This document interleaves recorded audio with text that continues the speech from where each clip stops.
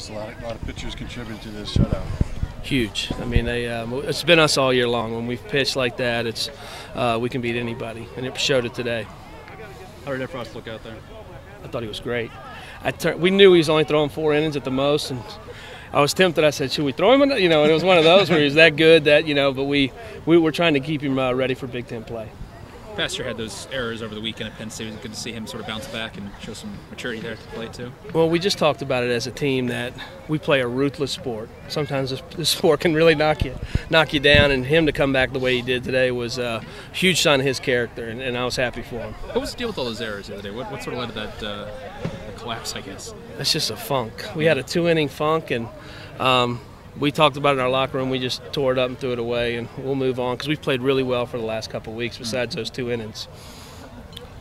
Speaking of Pastor, after those 2 homers, got the 8-9 pitch walk. Just how big was that to see him working kind of like that after hitting those 2 homers as a freshman? It's huge. I mean, he's a ultra-talented player. I mean, he's got a chance to play this game for a long time, but he's a freshman, so the game has been tough in some ways, and he's had to fight it, but glad to see him fight back a little bit tonight.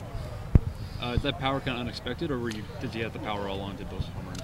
It's a little unexpected, but he does have some power. It's not that he doesn't. He just hadn't showed it a lot in the games, but I hope he keeps showing it. How's it feel to knock off your old team and get those bragging rights? It's huge for our guys. I mean, we're building a resume, and I keep saying it that every time we beat a Louisville or a Cal State Fulton or Stanford, it just gives us ammunition for the end of the year. It's hard playing all those guys on the field that you recruited, coached, and everything else, but I'd rather win than lose. So. I'm good.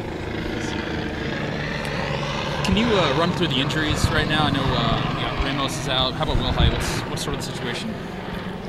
Will Height should be back on Thursday. He got hit with a wiffle ball and scratched his eye. So we've had no, that is not a joke. So believe me, I said the same thing when I heard it. But he'll be all right, and we have Ramos, and we got Kyle Hart coming back, and so we're kind of in Efros is, I'd say, all the way back now. So those have been the 4 big ones that we've been dealing with, but those guys are slowly getting back in the mix. Is Kyle Hart going to start at Iowa? No, he won't be. He won't start at Iowa. He's probably still a week away, so we'll keep running him out there little small stints at a time. How do you rehab a wiffle ball injury? And he just really, they told him not to do anything, just sit there. So that was, I know it's. I shook my head when I heard it too. Do you know who the starters are going to be this weekend then? Right now we're Berger and Kelzer, and we're kind of TBA on that last one to see how Scott responds. So that's kind of the way we're going into the weekend. Is that the order of pitchers you kind of thought you'd go with tonight?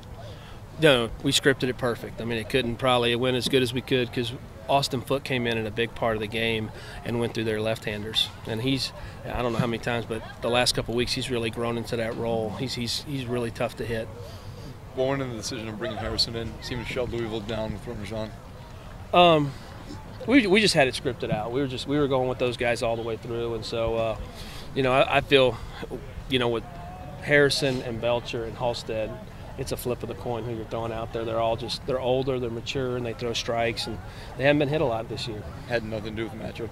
No, it wasn't a matchup at that point. So we were letting Foote throw that one last left-hand hitter. So.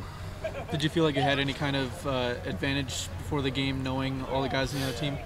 Not really. No, I think Indiana and Louisville had played each other so much that we all knew each other. I mean, our players had. I think it's probably 7 or 8 games in the last 2.5 years. So it's been a lot of baseball. And I look out there and one guy's talking to the other, and I go, oh, I forgot they played summer ball together. And so it's a lot of these kids are from the same part of the country. Felt good. It's good to bounce back after a tough loss. Just did what I could to help the team out, help the team win. Yeah, you had a kind of a rough game. The last one against Penn State, made the 3 errors. Then you came out, played clean offensively, had good the play. Just how did that feel to kind of put that loss behind you? It felt great. Definitely, yeah. I definitely had to put it behind me. Shut it down. Don't think about it. Just come out ready to play the next game. How much was that on your mind the last couple of days, just coming into this game and trying to put all that behind you over the weekend? Obviously, the bus ride home was tough. I mean, I was definitely mad that I dropped the ball a little bit and disappointed the team. But it's a team win, just doing it for the team. We're a family, and we pick each other up. So thankful for that. What did you see on the 2 pitches that you knocked out? You put them both right in the same spot. They pitched me in, and I just turned on it and tried to hit it as hard as I could. Have you been a power guy in the past in high school, or are you kind of a gap-to-gap guy? I've hit a few in high school, yeah, but it was mostly a gap-to-gap guy. Just getting line drives. Ever hit 2 home runs in the same game? I'm sorry? Ever hit 2 home runs in the same game? I have before in high school, but it doesn't really stick in my mind. It's just team win, so anything I can do for the team.